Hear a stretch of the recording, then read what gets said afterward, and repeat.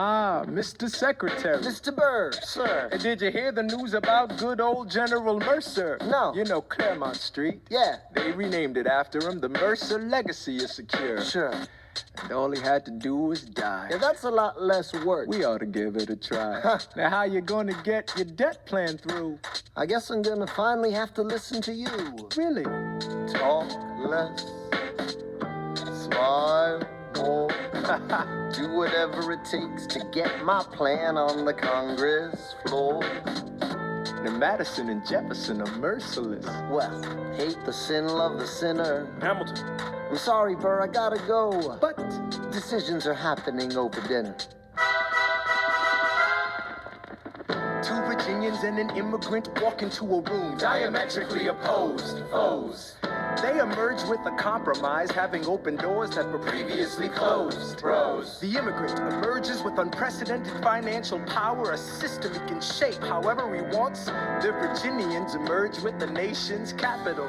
And here's the pièce de résistance. No one else was in the room where it happened, the room where it happened, the room where it happened. No one else was in the room where it happened, the room where it happened, the room where it happened. No one really knows how the game is played, the art of the trade, how the sausage gets made. We just assume that it happens, but no one else is in the room where it happens.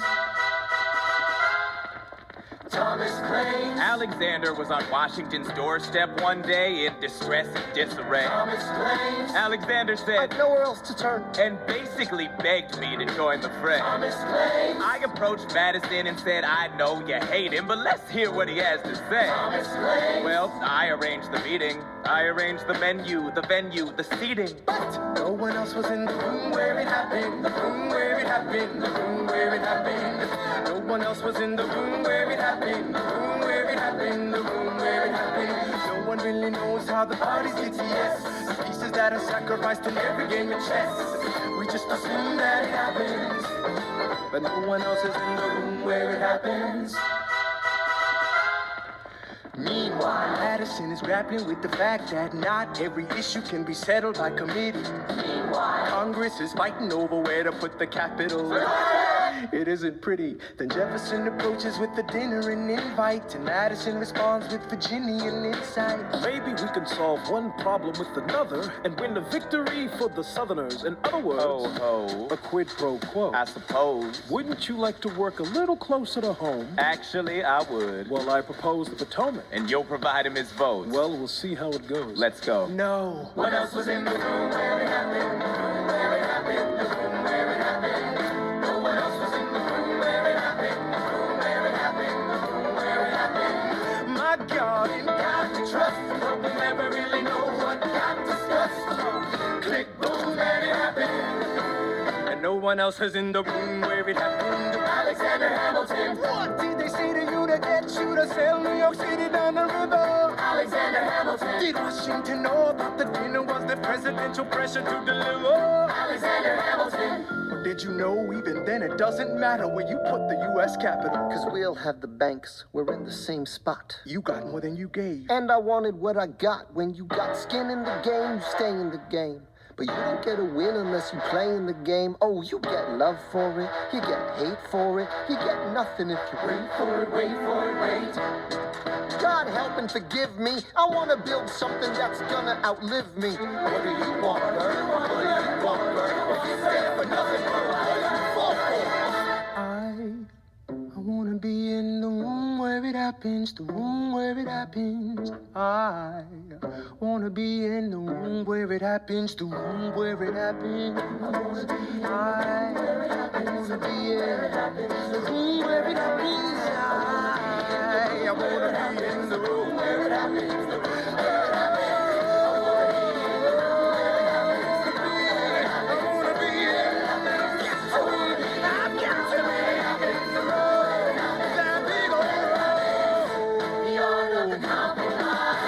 Hold your nose and close your eyes. You wanna lead us to save the day. We don't get a say in what they trade away. We dream of a brand new start, but we dream in the dark for the most part. Dark as a tomb where it happens. I've got to be in the room. I've got to know where it happens. be in the room. I gotta be a baby.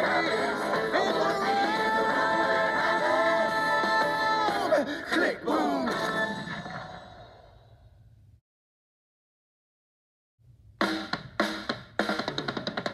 Look, Grandpa's in the paper.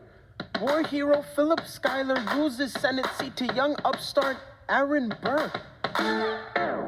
Grandpa just lost his seat in the Senate. Sometimes that's how it goes. Daddy's gonna find out any minute. I'm sure he already knows. Further down, let's meet the newest senator from New York. New York, our senator. Burr, since when are you a Democratic Republican? Since being one put me on the up and up again. No one knows who you are or what you do. They don't need to know me, they don't like you. Excuse me? Old Wall Street thinks you're great.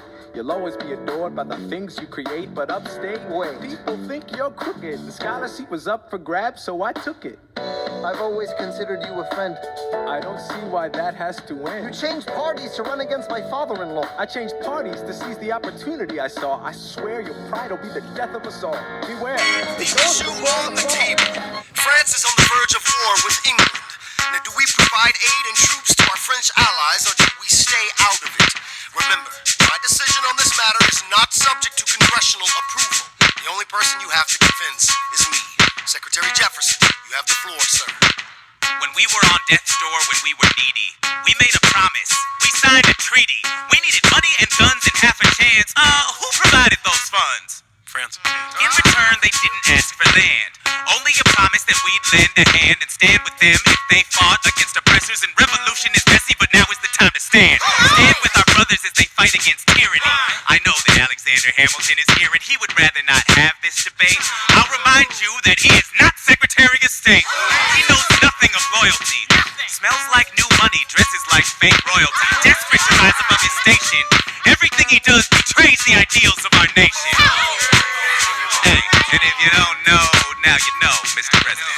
Thank you, Secretary Jefferson. Secretary Hamilton, your response. You must be out of your goddamn mind if you think the president is gonna bring the nation to the brink of meddling in the middle of a military mess, a game of chess where France is queen and kingless. Who signed a treaty with a king whose head is now in a basket? Would you like to take it out and ask it? Or should we honor our treaty, King Louis's head? Do whatever you want. I'm super dead. Enough. Hamilton is right. Mr. President. It's too fragile to start another fight. But, sir, do we not fight for freedom? Sure, when the French figure out who's gonna lead them. The people are leading. The people are rioting. There's a difference. Frankly, it's a little disquieting. You would let your ideals blind you to reality. Hamilton, sir, draft a statement of neutrality. Did you forget Lafayette? What? Have you an ounce of regret? You accumulate debt, you accumulate power, yet in their hour of need you forget. Lafayette's a smart man. He'll be fine. And before he was your friend, he was mine. If we try to fight in every revolution in the world, we never stop. Where do we draw the line? So quick-witted. Alas, I admit it. I bet you were quite a lawyer. My defendants got acquitted. Yeah. Well, someone ought to remind you. What? You're nothing without Washington behind you. Hamilton. Daddy's calling.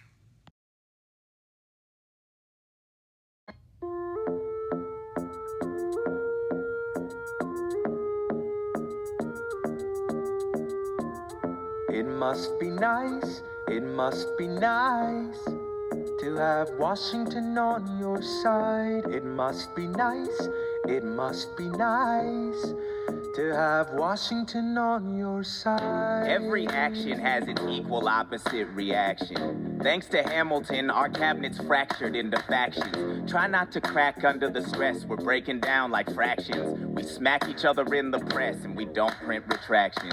I get no satisfaction witnessing his fits of passion. The way he primps and preens and dresses like the pits of fashion. Our poorest citizens, our farmers, live ration to ration as Wall Street robs them blind in search of chips to cash in. This prick is asking for someone to bring him to task. Somebody give me some dirt on his vacuous mask so we can at last unmask him. I'll pull the trigger on him. Someone load the gun and cock it. While we were all watching, he got Washington in his pocket. It must be nice, it must be nice to have Washington on your side. It must be nice, it must be nice To have Washington on your side. Look back at the Bill of Rights, Which I wrote. the ink hasn't dried. It must be nice, it must be nice to have Washington on your side. So he's doubled the size of the government. Wasn't the trouble with much of our previous government size? Look in his eyes, see how he lies. Follow the scent of his enterprise. Centralizing national credit and making American credit competitive. If we don't stop it, we aid and abet it. I have to resign. Somebody has to stand up for the South. Somebody has to stand up to his mouth. If there's a fire you're trying to douse, you can't put it out from inside the house. I'm in the cabinet. I am complicit in watching him grabbing at power and kissing. And Washington isn't gonna listen to disciplined dissidents. This is the difference. This kid is out. Oh, this immigrant isn't somebody we chose. Oh, this immigrant's keeping us all on our toes. Oh, and show these veterans who they're up against. Oh, Southern Democratic Republicans. Oh, now follow the money and see where it goes. Oh, because every second the treasury grows. Oh, if we follow the money and see where it leads, get in the weeds, look for the seeds of Hamilton's misdeeds. It must be nice, it must be nice. Follow the money and see where it goes. It must be nice, it must be nice.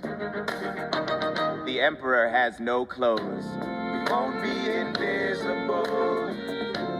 We won't be denied. Still, it must be nice, it must be nice to have Washington on your side.